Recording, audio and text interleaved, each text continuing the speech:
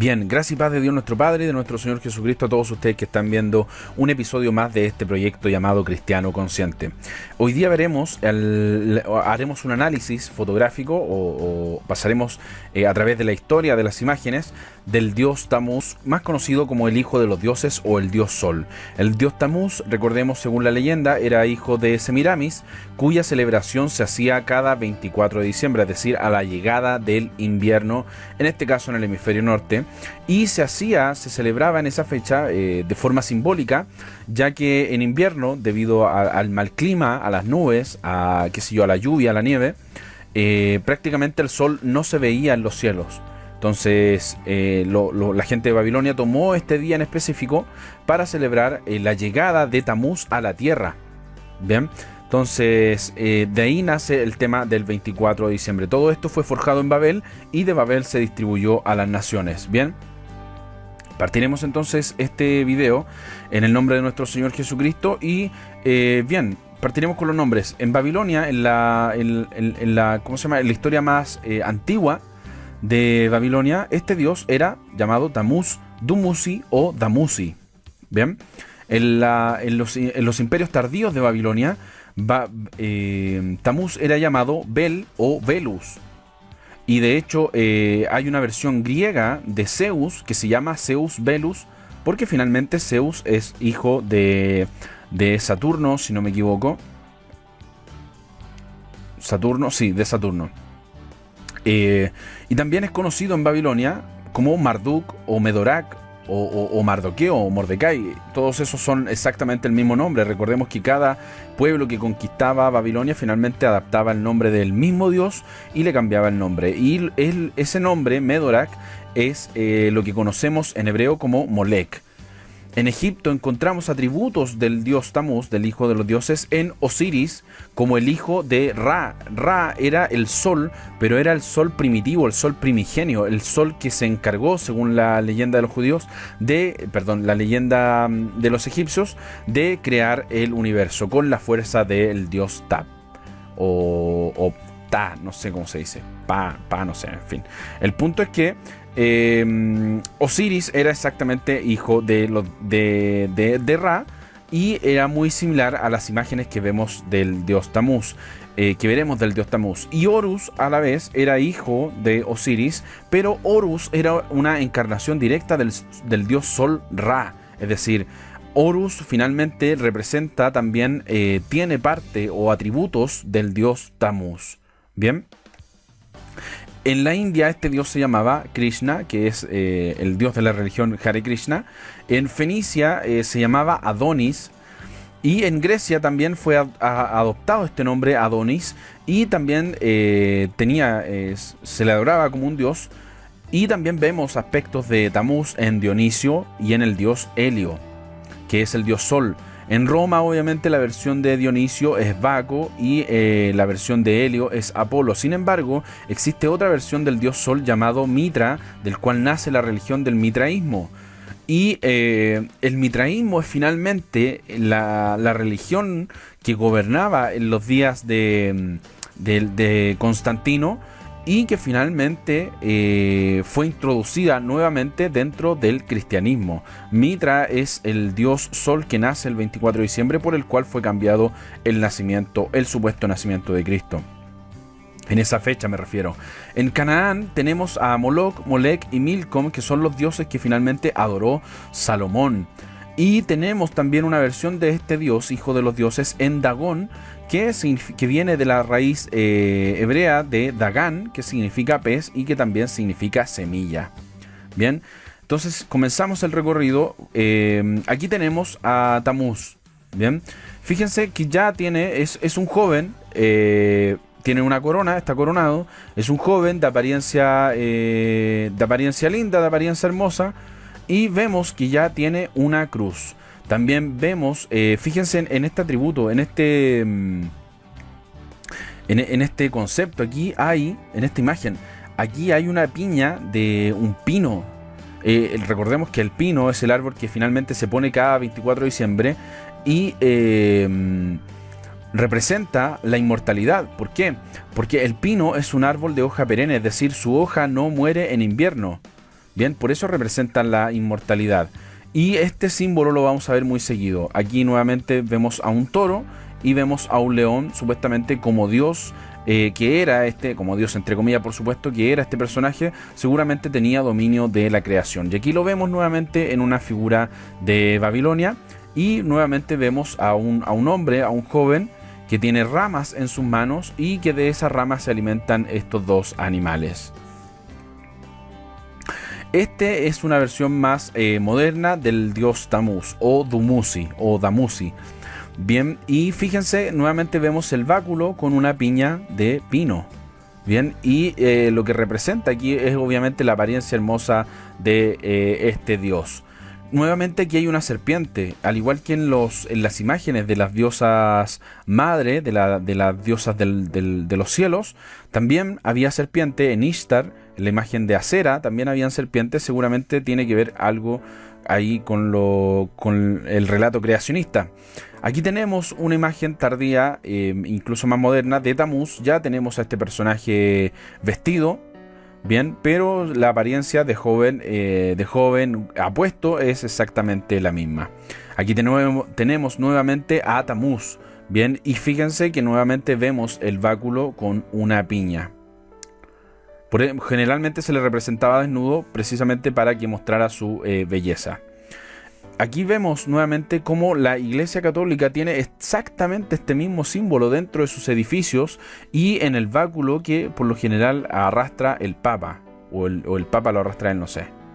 El punto es que este es exactamente el mismo símbolo. Yo sé que les puede parecer una declaración un tanto adelantada, pero veremos que finalmente no es el único símbolo que aparece en la Iglesia Católica que hace relación con Tamuz.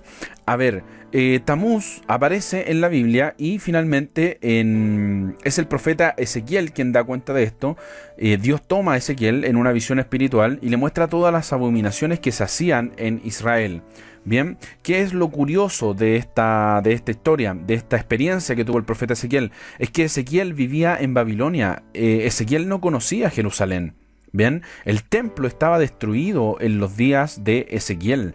Por lo tanto, la visión que le muestra a Dios es muy particular porque le hace ver lugares que en el registro de los libros de los reyes o del libro de crónicas no aparecen. Es decir, veíamos cómo los reyes finalmente eran tan idólatras que algunos de ellos, mejor dicho, mataban a sus propios hijos y los sacrificaban en adoración al dios Sol y en adoración a la diosa Asera. Los reyes también hubo uno que tomó la serpiente que había hecho Moisés y comenzó a adorarla. Hasta ese momento se había guardado la serpiente que había hecho Moisés y este tipo no hizo nada más que adorarla. Bien, entonces la historia de los reyes es una historia muy idólatra. Para comprobar eso pueden ver el segundo capítulo del video de la Navidad. Ahí hacemos un registro, un recorrido histórico acerca de la idolatría que había en los días de los reyes de Israel. Es por esta razón que Dios se enoja, comienza a levantar profetas en contra de esta idolatría, y los profetas, entre ellos Jeremías, el más característico, profetiza que finalmente Israel será tomado nuevamente por Babilonia como esclavo durante 70 años. Bien, obviamente la enseñanza de todo eso era porque finalmente Israel estaba adorando a todos los dioses que habían nacido de Babilonia. Por eso Dios levanta a Babilonia por medio de Nabucodonosor y finalmente toma esclavo a Israel. Entonces esta historia que aparece en el capítulo 8 relata una visión espiritual, ¿bien? Del profeta Ezequiel. Y en la visión dice que ve 70 ancianos que eran como los sabios de Israel y durante la noche en una cámara secreta que había en el templo en el templo que mandó a construir Salomón, dice que habían cámaras secretas y en una de esas cámaras secretas estaban los 70 ancianos, los sabios de Israel, adorando reptiles que habían sido pintados en las paredes de las cámaras secretas del templo de Dios. Es decir, estos tipos que durante el día ministraban a Dios, durante la noche adoraban a las serpientes. Sabemos que la serpiente es símbolo de Satanás. Dice que cuando va al patio de las mujeres dentro del templo, cuando va al atrio de las mujeres, ve dos mujeres llorando por Tamuz en la entrada norte del templo. Es decir, ve a dos mujeres celebrando la cuaresma. ¿Por qué? Porque recordemos que cuando muere Tamuz se hace una celebración, o mejor dicho, se guarda un luto de 40 días en Babilonia, y que de esa tradición la Iglesia Católica se toma para guardar luto por Jesús durante 40 días. Es decir, es una tradición netamente babilónica que está relacionada con el paganismo, y aquí el libro de Ezequiel da cuenta de ello. Bien. Tenemos también que Ezequiel en la misma visión ve 25 varones que eran sacerdotes, entre comillas, sacerdotes de Dios, que en el día adoraban al sol, en el día ministraban a Dios, y en la noche adoraban al sol, volviéndole la espalda al templo de Dios. Entonces todas las visiones que tiene el profeta Ezequiel finalmente concuerdan con la idolatría de los reyes que aparece justamente en el libro de los reyes y en los libros de crónicas. Aquí tenemos al dios Marduk o al dios Bel. Bien. Este dios, al igual que la diosa Ishtar, era representado con alas. Aquí lo vemos, con alas. No sé si se alcanza a notar muy bien. Tiene un recipiente de agua en su mano. Este detalle no lo olvidemos.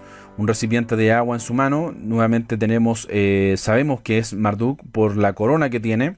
La corona triple. Y tiene aquí nuevamente el símbolo de la piña en su mano. Este es Marduk, este era el dios Bel. Aquí tenemos un dibujo tardío de Marduk, pero que finalmente se parece mucho a lo que veíamos la semana anterior o el video anterior respecto de la diosa Ishtar, porque habían diosas que eran representadas de pie sobre un dragón y sobre las aguas al mismo tiempo, como Kuan Yin, por ejemplo, como la diosa Guadalupe. Exactamente la misma imagen, es decir, una mujer dominando al dragón. Pues bien, seguramente de aquí sacaron esa leyenda, porque según la leyenda de Babilonia, Marduk fue quien dominó al dragón. Y fíjense, no solo vemos en sus vestidos las estrellas de la diosa Venus, las estrellas de Ishtar en sus vestidos, sino que también vemos exactamente el mismo cetro de la diosa Ishtar. Bien, aquí está entonces Marduk dominando al dragón que está sobre las aguas. Esa imagen la veíamos anteriormente y es muy conocida. Este también es el dios Bel. El profeta Daniel finalmente es un contemporáneo del profeta Ezequiel. ¿Y qué es lo curioso de esto? Que Daniel, hay una historia apócrifa del profeta Daniel. ¿Por qué apócrifa? Porque en las Biblias protestantes no aparece el capítulo 13 del libro de Daniel ni el capítulo 14. Son capítulos apócrifos, pero que sí aparecen en la Biblia católica. Y me llama mucho la atención estas historias. ¿Por qué? Porque aquí se da cuenta del dios Bel. Es decir, en estos capítulos aparece efectivamente el dios que estamos viendo en imágenes ahora, en este video. Y dice que en un momento Daniel, quien también vivía en Babilonia, recordemos, es desafiado por uno de los reyes de Babilonia a probar al dios Bel, que se comía las ofrendas. Entonces Dios le da sabiduría a Daniel, y Daniel entra al templo después de que le fueron a dejar, toda la gente entraba al templo a dejarle la comida al dios Bel, y cierra las puertas del templo y esparce harina por el piso. Entonces lo que nadie sabía era que durante la tarde o durante la noche venían las familias de los sacerdotes por medio de un pasaviso secreto a comerse la comida que tenía el dios Bel, y engañaban al pueblo diciendo que era el dios, que era la estatua la que se había comido las ofrendas. Bien, ese era el dios Bel de Babilonia. Luego de que Daniel descubre ese fraude, nuevamente es tomado por el rey y lo invita a desafiar la veracidad del dios, de un dragón, que era un dragón. Es decir, se da cuenta del dios Bel y se da cuenta del dios del dragón que había en Babilonia. La Biblia da cuenta de eso.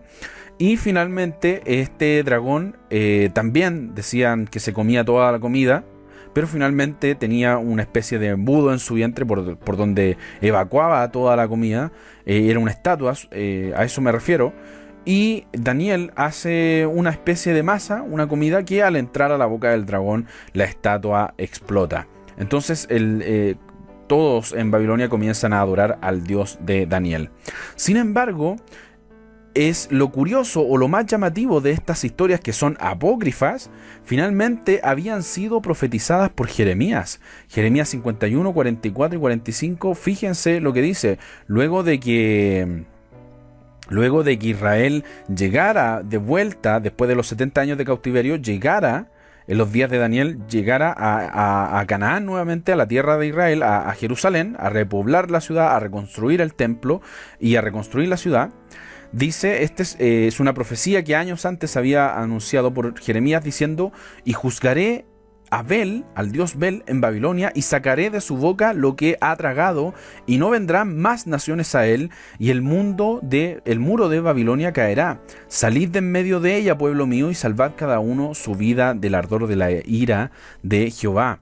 Es decir, vemos que en este contexto, en cuanto al Dios cuya celebración, cuyo nacimiento se celebra el 24 de diciembre, está la misma frase: salid de en medio de ella, salid de Babilonia, salid de en medio de este sistema religioso engañoso en donde nos proponen a un Dios que nace el 24 de diciembre, siendo que la Escritura nunca señala que Jesús nace el 24 de diciembre. Entonces vemos cómo las palabras de los profetas finalmente están todas encadenadas. Lo que profetizó Jeremías acerca del dios Bel, finalmente lo cumple el profeta Daniel. ¿Cuánto? 70 años después, no lo sé, pero finalmente la profecía de Dios se cumple. Y algo que a muchos les va a llamar la atención, y que tal vez pocos se han dado cuenta de esto, pero fíjense en este detalle. Daniel dice que, bueno, cuando Israel es tomado y llevado a Babilonia, allí eligen a algunos de los jóvenes sabios de Israel para ser adoctrinados con la doctrina de Babilonia, entre ellos Daniel, al cual se le cambia el nombre por Belsasar. Ahí está la referencia bíblica, Daniel 1, del versículo 1 al 7. Entonces Daniel pasa a ser Belsasar.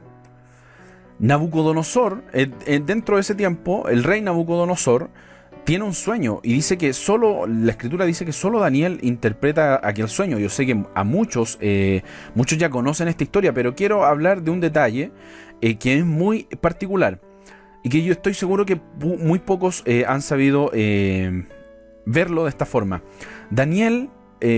Solo Daniel entonces interpreta aquel sueño, y Daniel es honrado por el rey, y el rey se humilla ante Daniel. Ojo con eso, el rey en Babilonia representaba a Dios, y al igual que los egipcios se decían la encarnación de Dios. Pues bien, en Babilonia ocurría exactamente lo mismo, los reyes se creían dioses. De hecho, la misma figura que acabamos de ver del dios Marduk es la misma figura que se ve en muchos reyes de Babilonia. Bien, entonces la pregunta es, ¿por qué finalmente el rey Nabucodonosor se humilla ante Daniel? Esa es la cuestión. Nabucodonosor, tal como lo dijimos, se creía Dios, entre comillas Nimrod, era una evolución o un heredero del dios Nimrod. ¿Y por qué se humilla? Porque Daniel, recordemos que era llamado Belsasar en Babilonia, y Belsasar era el dios del rey Nabucodonosor. Belsasar viene de la raíz Bel, y Bel era el dios que nace el 24 de diciembre. Por lo tanto, cuando ve el rey Nabucodonosor que Daniel, es decir, Belsasar, es el único que descubre el sueño que él había tenido, piensa que era el dios Bel encarnado. Por eso que se humilla, por eso que el rey se humilla delante del profeta Daniel. Y esta es la estatua finalmente que construye Nabucodonosor, porque dice la Escritura que que Nabucodonosor le construye una estatua a Belsasar. Bien, es decir, la imagen de la estatua de oro, que finalmente Sadrach, Mesach y Abednego no se inclinan para adorarla. Esa imagen es muy conocida en las historias bíblicas. Era porque estos jóvenes eran amigos de Daniel, conocían a Daniel. Por lo tanto, cuando ven la estatua levantada, ven a la estatua de Daniel, porque Nabucodonosor le levantó una estatua a Belsasar, y Belsasar era el profeta Daniel. ¿Me explico? Es por eso que cuando Nabucodonosor finalmente lleva a Sadrach, Mesach y Abednego ante el horno de fuego para que fueran quemados, finalmente el rey dice que ve 4 personajes, y uno de ellos, y muchos aquí piensan que el que se presenta es Jesús. No, amigos míos, no es Jesús. Dice: veo uno como al hijo de los dioses, veo un cuarto como al hijo de los dioses. Jesús es el hijo de Dios. Esa es la diferencia. El que estaba allí no era Jesús, había sido el mismo profeta Daniel quien estaba liberando a sus amigos. Por eso tenemos que tener muy claro respecto del Dios que nace el 24 de diciembre. El Dios que nace el 24 de diciembre era el hijo de los dioses, del dios Nimrod, que era el dios sol, y de la diosa Ishtar, que era la diosa luna. ¿Bien? Ese es solamente es un capítulo que llama mucho la atención, por lo menos desde este punto de vista. Aquí tenemos una imagen una imagen medieval que habla de Marduk y el dragón. Marduk venciendo al dragón, o Bel venciendo al dragón, que es exactamente, tal como lo decíamos, la misma imagen que vemos en Kuan Yin, la semidiosa del oriente, venciendo al dragón. Exactamente lo mismo. Aquí tenemos a Dagón. Este era el dios Dagón, y fíjense en la corona que tiene. Era un hombre, mitad pez, mitad humano, mitad pez. Y fíjense, es exactamente la misma corona que veíamos en la estatua, en el sobrerrelieve del dios Marduk en Babilonia. Es exactamente la misma corona. Bien. El dios Dagón era un dios filisteo que aparece en Jueces 16:23, y dice que Sansón, que fue un hombre, un juez de Israel, que fue consagrado desde su nacimiento, pero fue rebelde al mandato de Dios.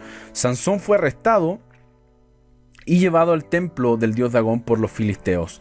Entonces, ¿qué es lo curioso de todo esto? Como Dagón era un dios mitad hombre, mitad pez, sus sacerdotes se vestían de peces. Y fíjense que aquí hay una imagen de estos sacerdotes y tiene exactamente la misma posición corporal. De hecho, la figura se parece mucho a la de el dios Bel. Es exactamente la misma posición corporal del dios Marduk. De hecho, aquí tiene una especie de huevo, así como el dios Marduk tenía una piña, una piña de pino en su árbol, perdón, en su mano, perdón. Y vemos aquí que también tiene exactamente el mismo recipiente con agua, pero que en lugar de alas, en lugar del atuendo real, tiene pareciera que tuviera un cuero de pescado, una piel de pescado. Está vestido o disfrazado de pescado. De ahí, entonces vemos, esta es una adaptación de ¿cómo se llama? Del sacerdote que utiliza el traje del pescado, de cuya diseño aparece entonces la mitra. Fíjense, la misma posición corporal del dios Marduk está en este sacerdote, quien finalmente con su recipiente de agua bendice, seguramente con su agua, entre comillas, bendita, como era un dios relacionado con el mar, bendecía a los hombres. Exactamente lo mismo que hace la Iglesia Católica, y fíjense que se mantiene el mismo diseño a pesar de los miles de años de diferencia que hay entre estas tradiciones. Bien, vamos entonces a otro episodio, que es el becerro de oro. Según la escritura, Israel venía saliendo de Egipto como esclavo, ¿cierto? Venía saliendo. Por lo tanto, tenía una alta influencia de la cultura egipcia. Esta historia aparece en Éxodo capítulo 32. Dice que Aarón fue quien le dio forma al becerro. ¿Por qué Aarón? La pregunta es, eligió esa forma básicamente por confusión. ¿Por qué? Porque él significa Dios, es una contracción del nombre Eloá, que significa Dios y que a la vez significa poderoso. Eloá entonces significa Dios, y la contracción de ese nombre es él. De ahí seguramente los babilonios, que recordemos eran todos nietos y bisnietos de Noé cuando construyen la torre de Babel. De ahí seguramente los babilonios tomaron el nombre del dios Bel. Bien, porque él técnicamente significa Dios. Y finalmente el plural de este nombre Eloá es Elohim. Por lo tanto, Elohim significa dioses. Así de simple. No es el nombre específico de nuestro Dios, simplemente significa dioses. Ahora, ¿cuál es la confusión? Que, bueno, en hebreo obviamente no hay mayúsculas ni minúsculas, ni tampoco en griego, así que cuando a nosotros en nuestras Biblias aparece dioses con mayúscula o dioses con minúscula, en realidad en el hebreo no hay cómo saberlo, ni tampoco en griego no hay cómo saberlo. Bien, por lo tanto, Elohim significa dioses. Pueden ser para Aarón lo más probable es que hayan sido dioses paganos. ¿Por qué les digo esto? Porque cuando Moisés llega donde Aarón y le dice, oye, ¿sabes qué? El Elohim de tus padres, es decir, los dioses de tus padres, me han mandado a liberar a Egipto. Entonces, lo que escuchó Aarón fue el Elohim de tus padres. Ah, los dioses de nuestros padres. Y Aarón, por eso, tomó los joyeles y finalmente hace un becerro de oro en el desierto. Cuando pensaban que Moisés estaba muerto, hacen un becerro de oro. Y la frase curiosa es que Aarón dice claramente que, oye Israel, estos son los dioses en plural que te sacaron de Egipto. Eso es el por qué Aarón habla en plural de dioses. Esta es la razón, porque la traducción es Elohim. Oye Israel, el Elohim o los Elohim de tus padres, aquí están. Estos son los Elohim que te sacaron de Egipto. El problema entonces es que en la estatua no solamente había un dios, sino que habían dos dioses. ¿Por qué? Porque era un becerro de oro que seguramente tenía entre sus cuernos el disco solar con el cual se representaba al dios Sol en Egipto. Lo veíamos en las imágenes de la diosa Hathor, de la diosa Isis, en el video anterior. ¿Por qué les digo esto?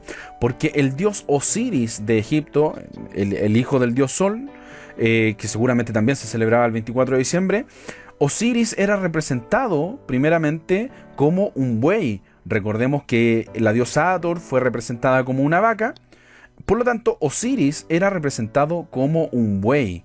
Bien, y este era exactamente el buey con el cual era representado el dios Osiris, el buey Apis, el famoso dios Apis. Por eso les decía, aquí técnicamente hay dos dioses. Uno es el buey propiamente tal, y dos es el sol que está aquí arriba. Es por eso que en la escritura habla de un becerro de oro, pero que finalmente Aarón dice, estos son los dioses que te sacaron de Egipto. Aquí está, el dios Sol y el hijo del dios Sol. Esta imagen está manipulada, pero seguramente, tal como lo veíamos, recordemos que la estrella de 6 puntas o la estrella de 8 puntas eran imágenes, eran símbolos que se usaban en Babilonia para representar al dios Sol y para representar a la diosa Acera. Bien, entonces por eso la escritura dice, cuando Esteban, el primer mártir de la iglesia, da testimonio de Jesucristo, en su discurso habla diciendo, ustedes que en el desierto, es decir, en los días que Moisés saca a Israel de Egipto, ustedes que en el desierto sirvieron a la imagen del dios Moloc y siguieron el tabernáculo del dios Moloc y la estrella del dios Renfán. Por eso les decía, cuando Aarón dice Elohim, se refiere a dos imágenes. Bien, y Esteban da testimonio de eso. Esa seguramente entonces es la estrella del dios Renfán. Ahora bien, ¿por qué Esteban habla de Moloc? Porque Moloc era exactamente el mismo dios, pero con otro nombre. Y cuya contracción, cuya adaptación al hebreo viene del nombre de Marduk, el dios que nace el 24 de diciembre. Recordemos que en las historias de los reyes de Israel, los reyes finalmente tomaban a sus hijos y los quemaban vivos en el dios Moloc, en adoración al dios Moloc. Yo sé que esta imagen es muy fuerte, pero era lo que sucedía.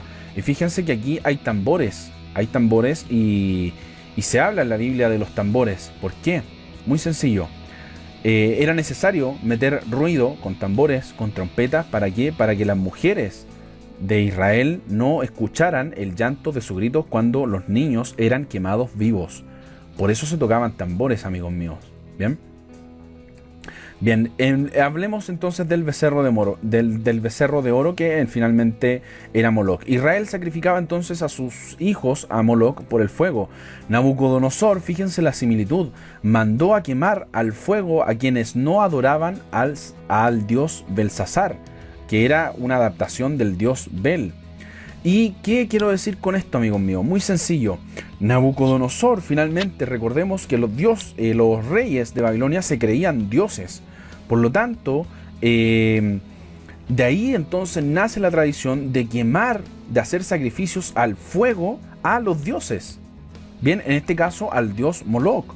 Por eso Nabucodonosor exige exactamente el mismo sacrificio, porque el tipo se creía Dios. Bien, entonces de ahí viene la tradición de Babilonia. Fíjense otra similitud con la cultura griega. ¿Por qué? Porque la leyenda del Minotauro, que era un monstruo con cabeza de toro y ¿cómo se llama? Y cuerpo humano, exactamente como el dios Moloch, como las imágenes del dios Moloch que veíamos anteriormente. Recordemos que era Osiris, pero que finalmente Esteban da testimonio de ello diciendo que era el dios Moloch. Por lo tanto, el dios Moloch lo más probable es que haya tenido una cabeza de toro o una forma de toro. Bien, fíjense la similitud entonces con la historia, con la leyenda griega del Minotauro. ¿Por qué?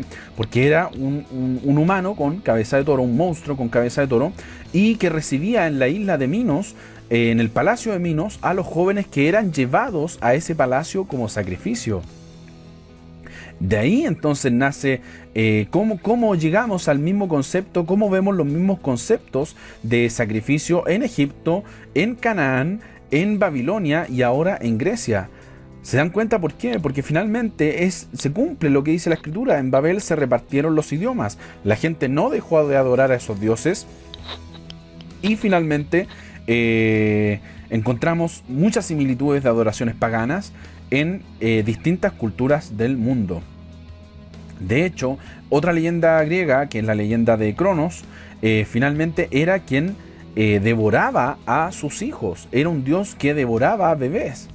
Bien, y que Zeus se libró de esa matanza y que finalmente logró matar al dios Cronos. Ahora bien, hay historiadores que confunden al dios Cronos con Moloch. Bien, ¿por qué? Porque también se hacían sacrificios a fuego en Grecia al dios Cronos. Bien.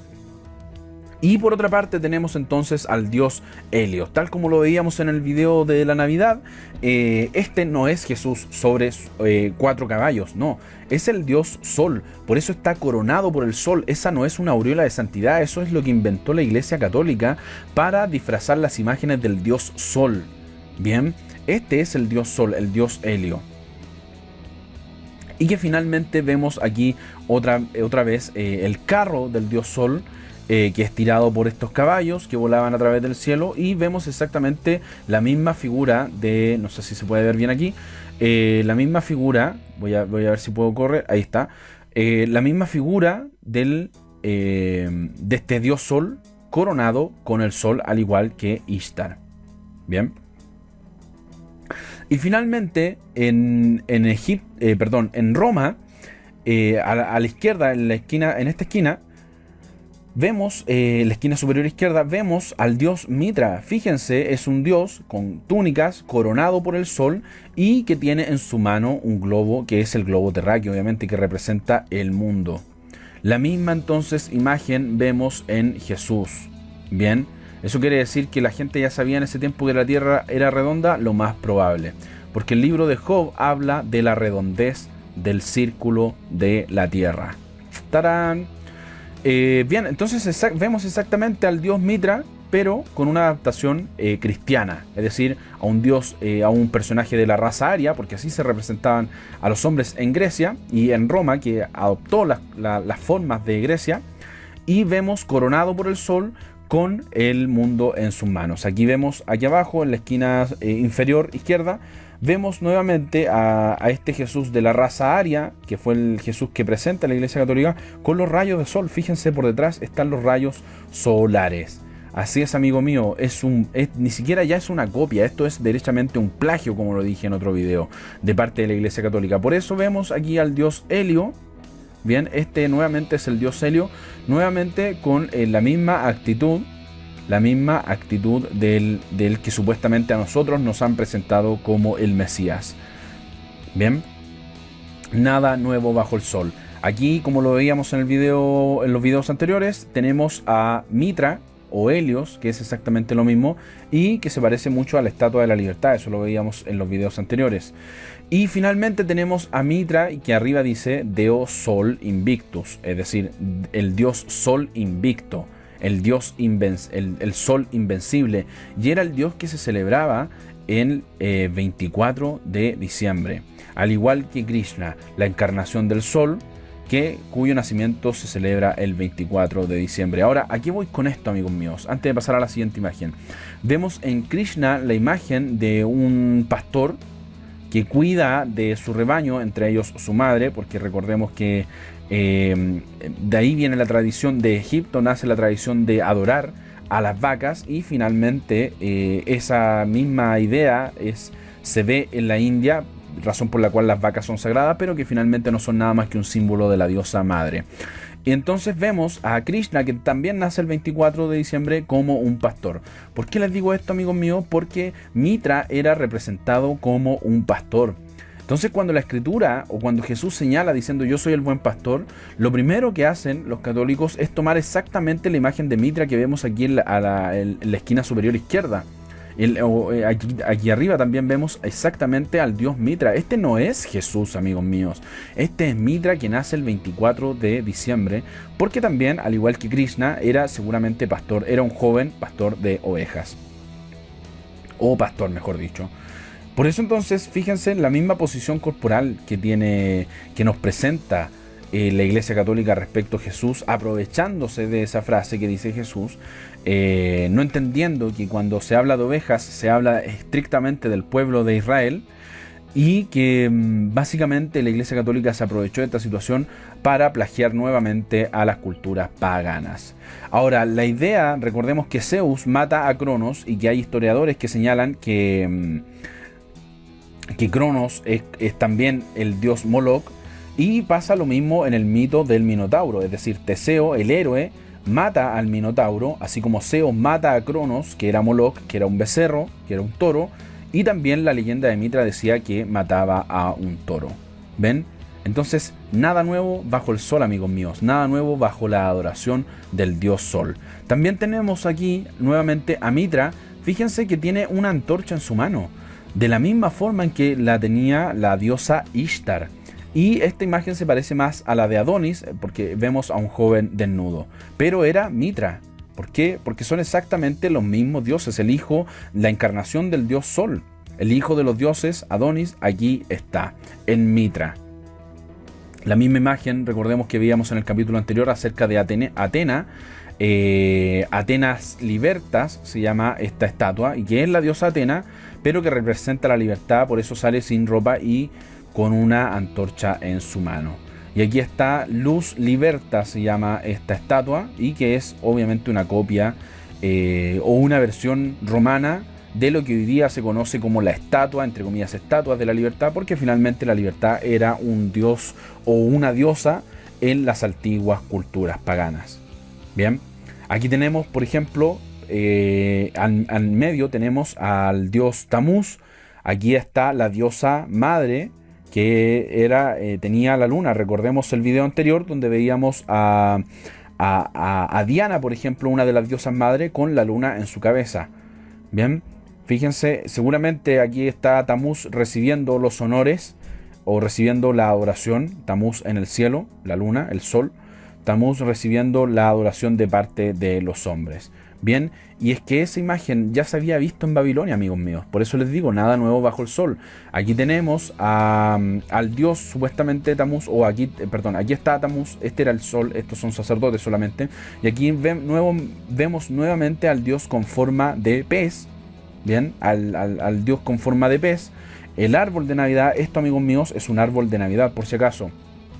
Al símbolo de la luna, al dios, en este caso Sol, y que finalmente reconocemos todo esto porque el dios Sol primigenio, que supuestamente era Tamuz, está aquí. Bien, es exactamente la misma escena, tal como lo veíamos en el capítulo anterior. Aquí hay un dibujo, si bien es cierto, un poco menos acabado, pero que representa exactamente la misma escena. El árbol, el dios que todo lo ve, y los sacerdotes, uno con alas y otro con cabeza de pez, y la estrella del dios solar. Son exactamente las mismas escenas. Por eso veíamos que en la imagen de Saturnalia veíamos justamente a estos tipos bailando alrededor de un árbol. Saturnalia es la fiesta que se celebraba entre los días 21 y 24 de diciembre. Nada nuevo bajo el sol, amigos míos. Aquí tenemos a otra versión del dios Tamuz, en este caso en el dios Baco. Baco, Dionisio, y que finalmente vemos exactamente la misma figura del dios Tamuz, es decir, un joven semidesnudo y con un báculo que tiene ramas a su alrededor. Bien, muy similar. Lo único que le faltan aquí efectivamente son las piñas de pino, como lo veíamos en la imagen anterior. Obviamente la versión griega de esto era Baco o Dionisio. La verdad es que se me perdió. ¿Cuál era la griega? ¿Cuál era la romana? No me acuerdo. Pero esta es una imagen de Dionisio, eso sí me acuerdo. Y vemos, perdón, esta es una imagen de Adonis. Adonis en la cultura griega era representado de la misma forma. Bien, de la misma forma que el dios del vino. Un joven, ¿cómo se llama? Semidesnudo, con un báculo que tiene ramas en sus manos.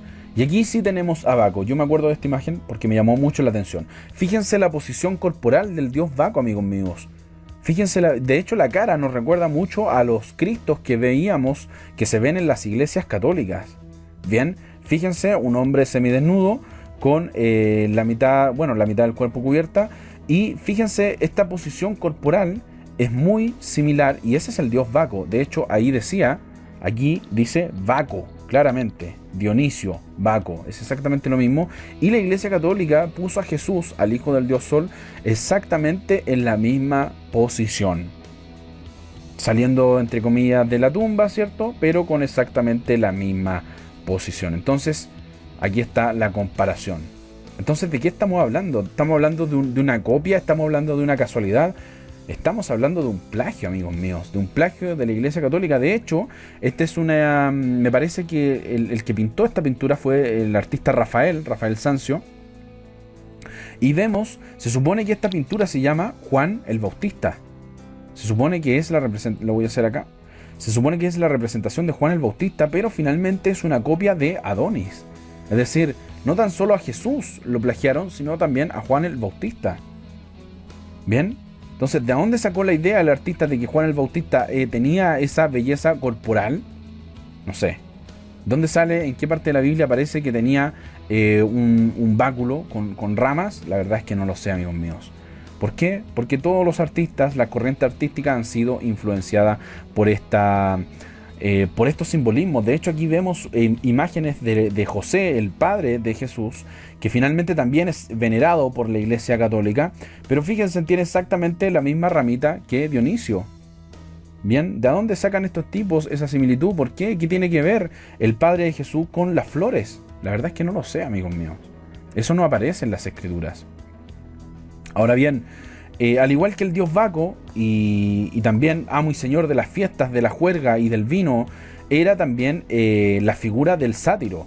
La figura del sátiro, recordemos que eran personajes mitológicos, míticos, que finalmente pasaban de fiesta en fiesta, vivían en la naturaleza, tenían ovejas, eran pastores y guardaban rebaños, a eso me refiero, pero que curiosamente ya no tienen la cabeza de un toro como el dios Moloch, sino que tienen la cabeza de una cabra. Bien, y de hecho tienen las patas de cabra. Son los sátiros griegos, pero que son muy similares a las imágenes de Dionisio. De hecho, aquí nuevamente tenemos al dios Dionisio, al dios Baco, en la naturaleza, bien, coronado por el sol. Y fíjense, la posición corporal es muy similar a la que veíamos del sátiro. También bueno para las fiestas, bueno para el trago, en este caso para el vino. Fíjense entonces la similitud que tiene con esta imagen de Jesús. Aquí está al centro, es exactamente la misma. O sea, Jesús resucitando pareciera que fuera la misma posición corporal de Baco o Dionisio en fiesta. ¿Por qué hace eso la Iglesia Católica, amigos míos? La verdad es que no lo sé. Y finalmente tenemos a Krishna, también pastor, cuidando de su rebaño en medio de la naturaleza, sentado de la misma forma que este sátiro griego. ¿Por qué? Porque ambos representaban lo mismo. Bien, es decir, no es casualidad la figura. Del sátiro nos saltamos al Pantocrátor, que era una de las figuras típicas de Cristo supuestamente en la Edad Media, y que finalmente en una combinación de ambos vemos al Baphomet. Es decir, lo que para los griegos fue el sátiro, para la Iglesia Católica apóstata y romana fue a este supuesto Cristo, bien, y que hoy en día el Baphomet asume exactamente los mismos atributos. De hecho, fíjense que este símbolo que está acá se supone que es muy similar al símbolo que usan los médicos, es decir, 2 serpientes con un báculo, qué sé yo. Pero finalmente ese es un símbolo de un dios pagano. Me parece que del dios Osiris. Si alguien tiene la evidencia, por favor que me corrija. Pero vemos exactamente la misma actitud, ambos sentados. Fíjense la mano del supuesto Cristo, fíjense la mano de Baphomet. Está semidesnudo, tiene cabeza de cabra, es exactamente lo mismo. Bien, entonces, ¿por qué pensar que Jesús nace el 24 de diciembre? Simplemente por tradición católica. Amigos míos, es necesario que salgamos de Babilonia. Ese era el mensaje de los profetas. No el andar predicando dinero, no el andar predicando prosperidad. Esos son los falsos profetas. Los verdaderos profetas, como Jeremías, como Isaías, nos dicen salgan de la cultura de Babilonia. Así de simple. Por eso que en ninguna parte de la Biblia vemos que Jesús nació un 24 de diciembre. De hecho, no nació en invierno, sino que nació en verano. Lo veíamos en el segundo capítulo del video de Navidad.